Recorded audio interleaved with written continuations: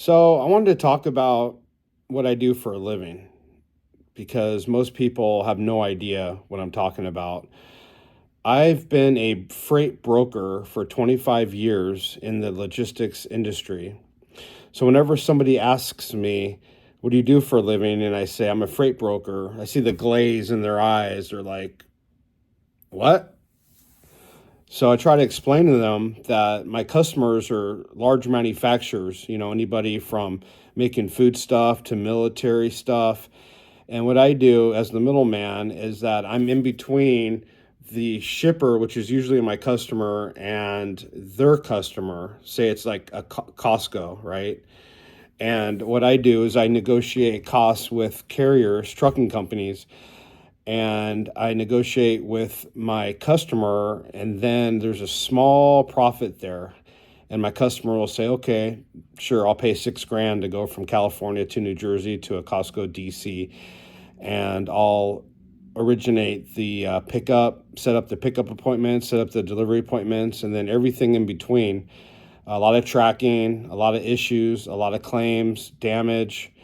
Uh, there's just a ton involved, but that's kind of what I do, and I've been doing it for a long time, 25 years. So the 10,000 hour rule means that once you do something for 10,000 hours, you are declared an expert.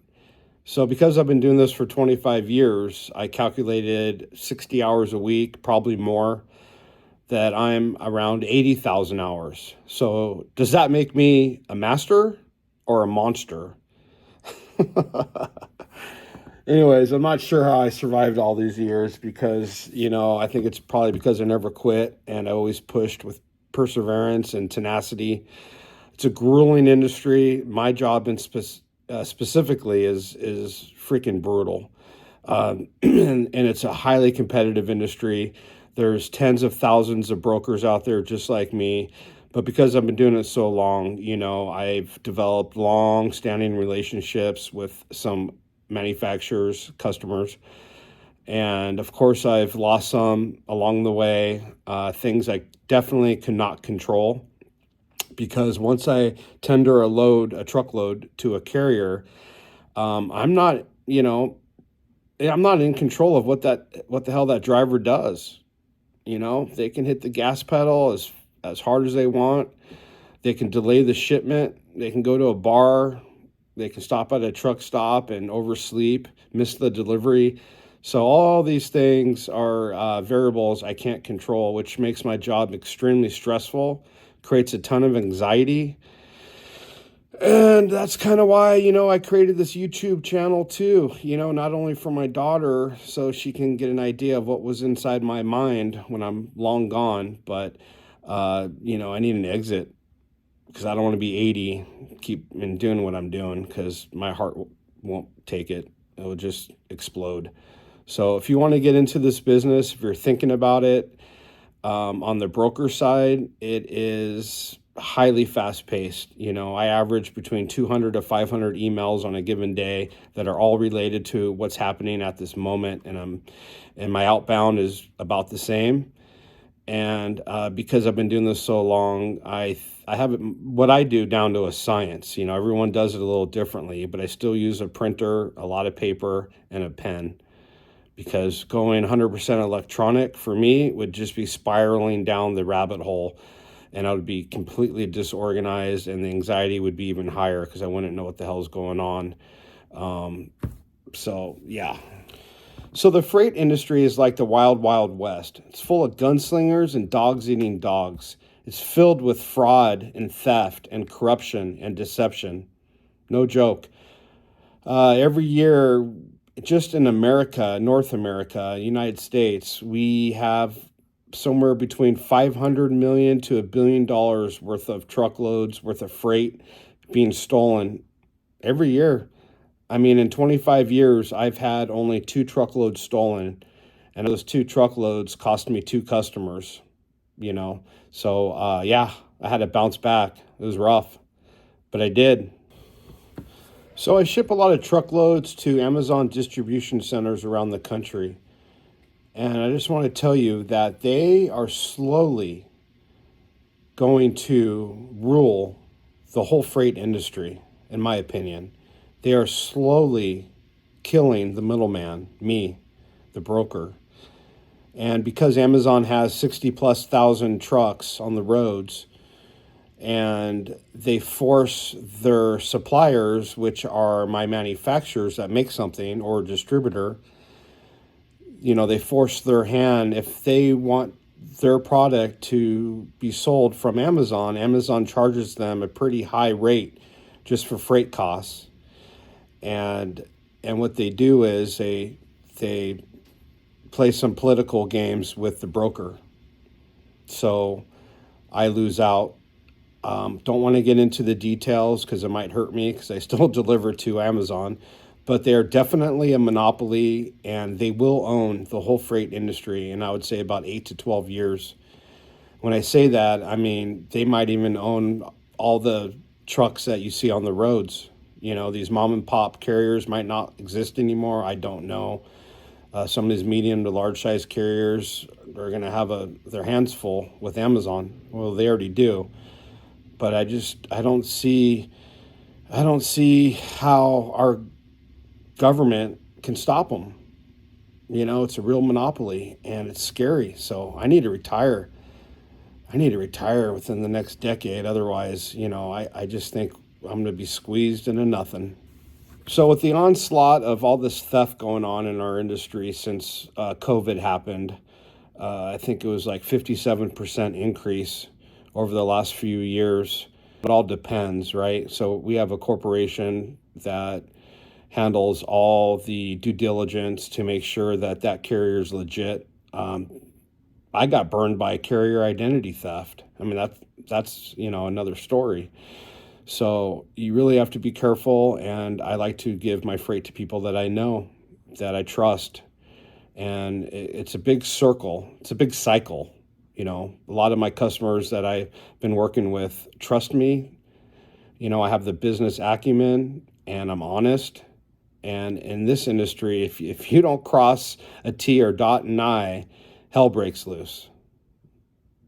That's the truth. You have to be very detailed, and you have to be very fast paced if you're going to make it. And you have to absorb all the lows and highs.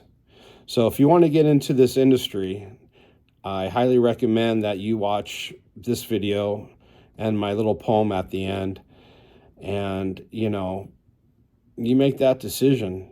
But we are highly competitive, just like pretty much any other large industry out there. It's very hard to make it. It's a large barrier to entry, especially if you're new.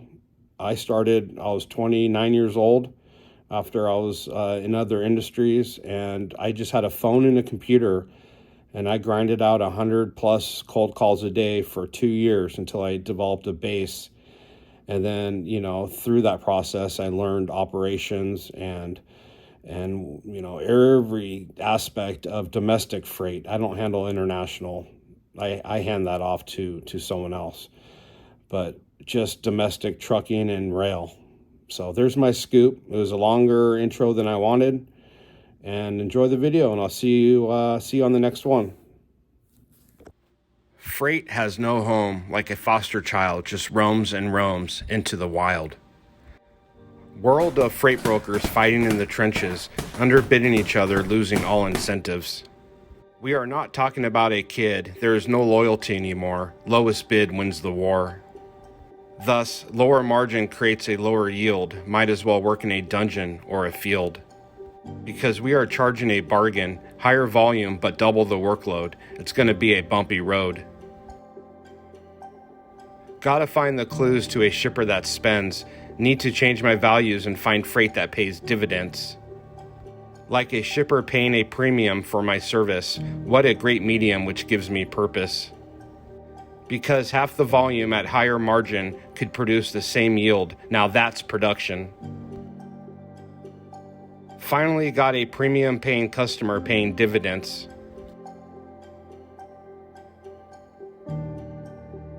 Of course, after a couple years, I lost the customer in the midst of a Glendale theft ring. Carrier identity theft. I wasn't thinking, stuck in a fog or mist, a real state of confusion. I just couldn't resist booking a load with a carrier I didn't know. Beggars can't be choosers, and there weren't enough drivers out there. It ruined me. Damage is done, customers gone. Bad decision created chaos, nothing I could ever envision. It's my loss. Maybe it's an omen. $155,000 worth of chocolate nuts were stolen. Freight never found, crooks never caught, not sure how to rebound from all this onslaught. Must move on, swim back in the trenches, and make more cold calls with no more interferences. I really want this load. It's been slow. If I need to match the lowest rate, please let me know. Begging for business. What is this? It is so vicious. This industry can be a sickness.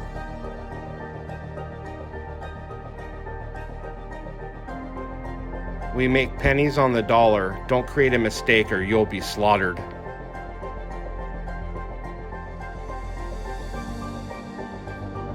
It's high-risk stakes, moving freight state to state. Outflow of money at a few percent margin. It's not even funny. Profit is not a fortune. We are a commodity, definitely not an oddity. There are thousands of brokers out there, many with crappy service and don't care. The only thing that can sink our ship is breaking of our relationships.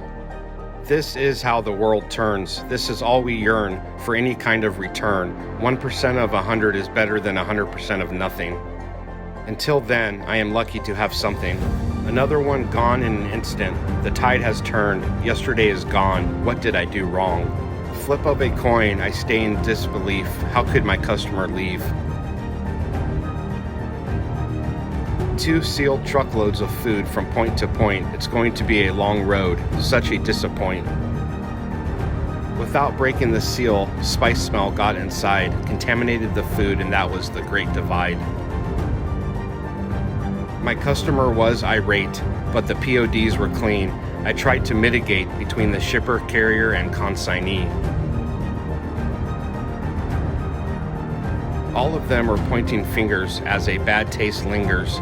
I was gathering information, but there was no solution. I still don't know the cause, whether an inside job or the carrier breaking the law. Either way, trust is gone. My customer blames me for things I could not control.